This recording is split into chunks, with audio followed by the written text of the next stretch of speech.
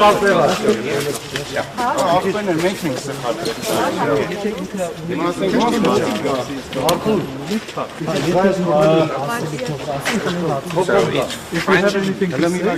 have anything to say. A lot of questions. Yeah, good. First, I will say a few words. Good afternoon, everybody.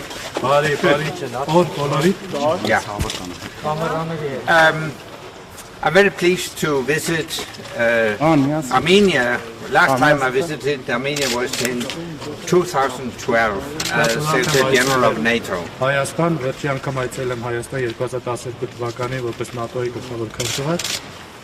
Many things have happened since then, and I have met the Prime Minister, the Foreign Minister and Defense Minister yesterday and commended the government for its effort to solidify the democracy in Armenia.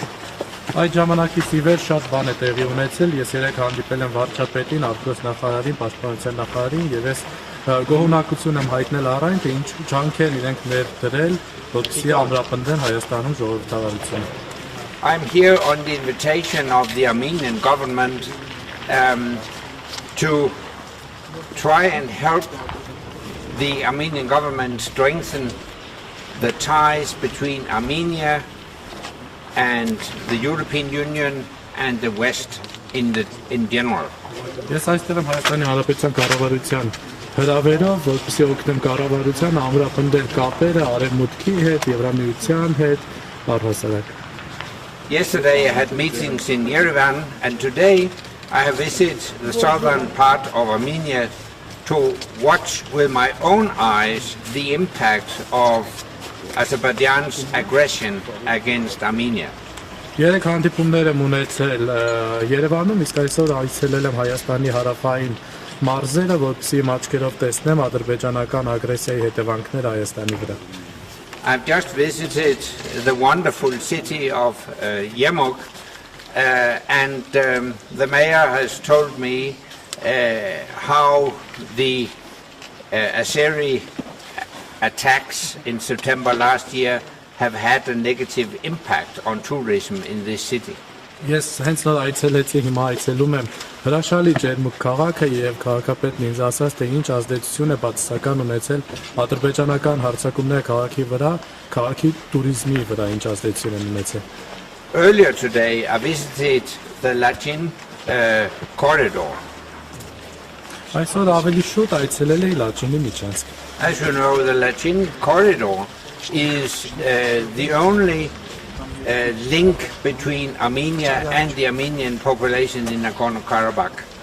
Ինչպես գիտեք, Լաչինի միջանցքը միակ կապն է Հայաստանի եւ Լեռնային Ղարաբաղում հայ բնակչության միջեւ. Since December last year, the road between Armenia and Nagorno-Karabakh has been blocked. Անցած տարվա դեկտեմբերից Հայաստանի եւ Լեռնային Ղարաբաղի միջև ճանապարհը շրջափակման մեջ է. This blockade is inhumane and illegal. Այս շրջափակումը ոչ մարդկային է, ոչ էլ օրինական.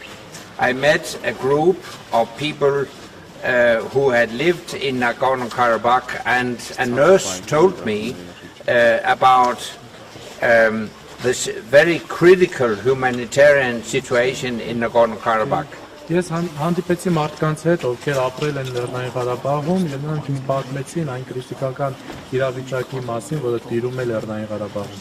The blockade means that no food, no life-saving medicine, or only a very small amounts can be transported into Nagorno-Karabakh. Շրջափակում նշանակում է, որ պարեն կամ դեղորայքներ միայն շատ փոքր քանակով կարելի է սովորությամբ տեղափոխել հասցնել Լեռնային Ղարաբաղ. And it means there is a lack of food and life-saving medicine in Nagorno-Karabakh. Որը նշանակում է պարենի եւ կյանքի համար անհրաժեշտ դեղորայքի պակաս Լեռնային Ղարաբաղում. We are faced with a humanitarian crisis that could develop into a humanitarian catastrophe. Մենք բախվում ենք մարդասիրական ճգնաժամի հետ, որը կարող է վերածվել հումանիտար աղետի. This blockade is illegal.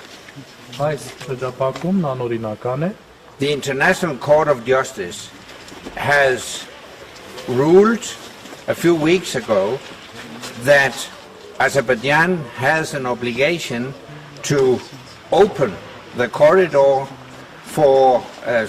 open it for transport, give free access to Nagorno-Karabakh. Այս շրջափակումը անօրինական է, մի քանի շաբաթ առաջ արտահայտության միջազգային դատարանը որոշում է կայացել, որով պարտադրում է Ադրբեջանին ապահովել անխոչնդոտ տեղաշարժը Լաչինի միջանցքով եւ հասանելիությունը Լեռնային Ղարաբաղ։ It is a binding ruling, which means that Azerbaijan has an obligation to open the corridor for free access. Որոշումը պարտադիր է, որը նշանակում է, որ Ադրբեջանը պարտավոր է բացել միջանցքը ազատ հասանելիության, ազատ տեղաշարժի համար։ That's why I send a very clear message today to President Aliyev of Azerbaijan: dissolve the blockade today, immediately. Ոստի այսօր ես հստակ ուղերձ եմ ուղարկում Ադրբեջանի նախագահ Ալիևին եւ ասում եմ վերացրու շրջափակումը այսօր անհապաղ։ And with that, I'm ready to answer your questions. Այսքանով ես պատրաստ եմ պատասխանել ձեր հարցերին։ Ըստ երևույթին Ադրբեջանը արհամարհում է արևմուտքի դատարանի այդ որոշումը։ Ինչ գործեր է պատրաստվում այս քայլից հետո անել դատարանը, եթե Ադրբեջանը արհամարելով Հաագայի դատարանի որոշումը շարունակում է փակ պահել Լաչինի միջանցքը։ It seems Azerbaijan is neglecting the decision of the court, and what are the steps going to be by the court if Azerbaijan continues to neglect the decision of the court in Hague? I think the most important step would be that the European Union puts a maximum of pressure on Azerbaijan. Կարծում եմ ամենակարևոր քայլը կլինի, որ Եվրամիությունը առավել ճնշում գործադրի Ադրբեջանի վրա։ The European Union has made an energy deal with Azerbaijan, and that could be used as a platform for a critical dialogue with the government of Azerbaijan. Եվրամիությունը Ադրբեջանի հետ էներգետիկ ոլորտի համաձայնության է եկել, որը կարող է նաև օգտագործվել որպես հարթակ քրիտիկական երկխոսության համար Ադրբեջանի իշխանությունների հետ։ It may be that President Aliyev is an autocrat like President Putin, but I believe that President Aliyev would not like to be put into the same position to become an international pariah like President Putin. Միգուցե նախագահ Ալիևը, ինչպես նախագահ Պուտինը, ավտոկրատ է, բայց չեմ կարծում, թե նախագահ Ալիևը կցանկանա հայտնվել նույն իրավիճակում, ինչ որ նախագահ Պուտինը եւ համարվել միջազգային, այսպես ասած, ահաբեկիչ, ագրեսոր։ That's why once again I urge President Aliyev to dissolve the blockade immediately. Ոստի եւս մեկ անգամ ես կոչ եմ անում նախագահ Ալիևին վերացնել շրջափակումը անհապաղ։ Ասել դուք նաև նշեցիք, որ այստեղ եք Հայաստանի կառավարության հրավերով եւ Հայաստանի կառավարությանը այս նպատակ կա աջակցելու արևմուտքի հետ կապերը սերտացնելու։ Խնդրեի պարզաբանեք, արդյոք խոսքը գնում է ռազմաքաղաքական աջակցության մասին, եթե այո, ապա կոնկրետ ինչ աջակցության մասին է խոսքը, առաջիկայում գործնական ինչ քայլեր կարելի է սպասել այս You mentioned that you are here by the invitation of the government of the Republic of Armenia to support the government of the Republic of Armenia, and are you speaking about military political support? If yes, then what steps we can expect in the near future? And one more addition to the same question.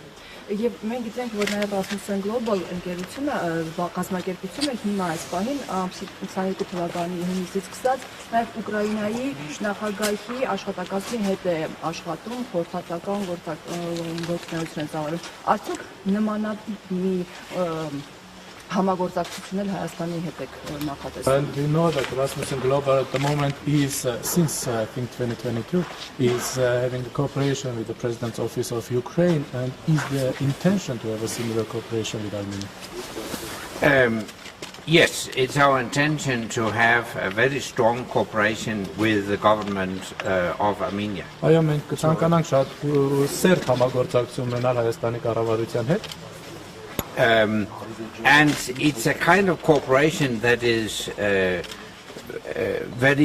it has a very broad range. It covers a lot of issues.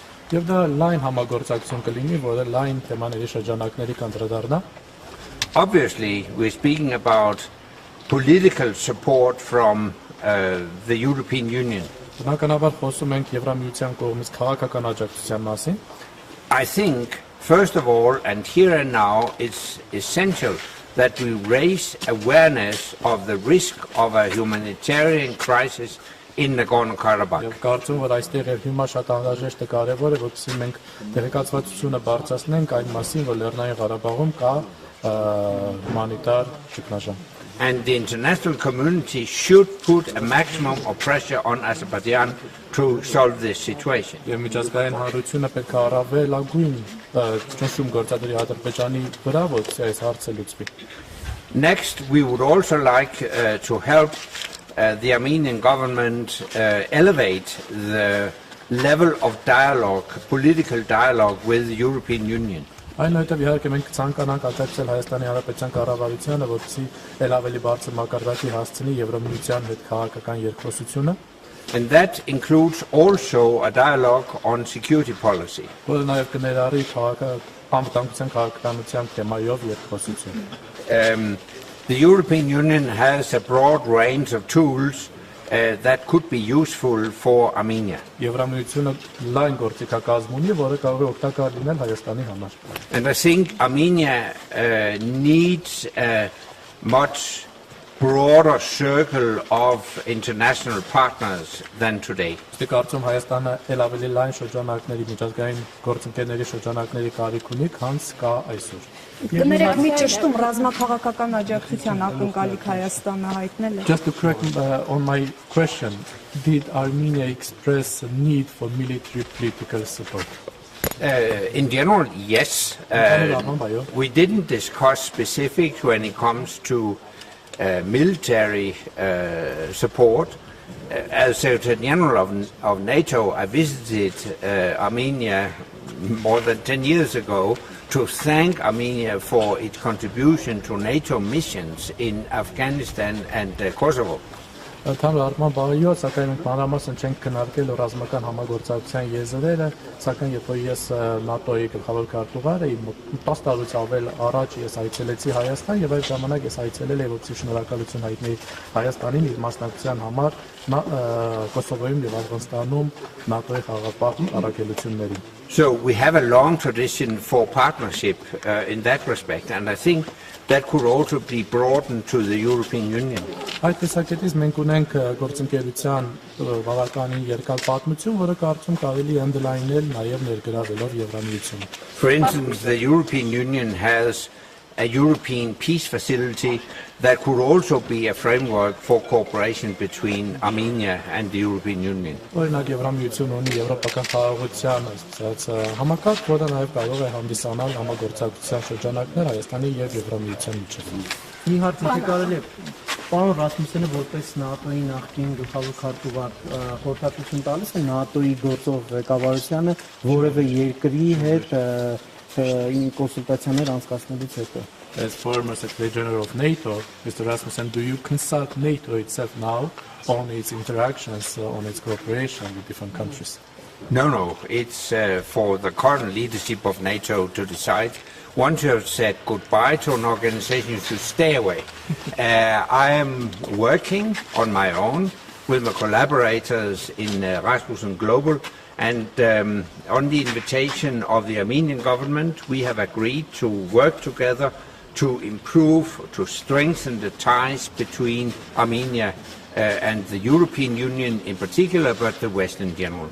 Ոչ մի դեպքում մենք ՆԱՏՕ-ն ինքնուրույն է որոշումներ կայացնում, ես բացապես այստեղ եմ Հայաստանի Հանրապետության կառավարության հրավերով, որպեսզի աջակցեմ ամրապնդել հարաբերությունը Եվրամիության եւ առհասարակ Արևմուտքի հետ։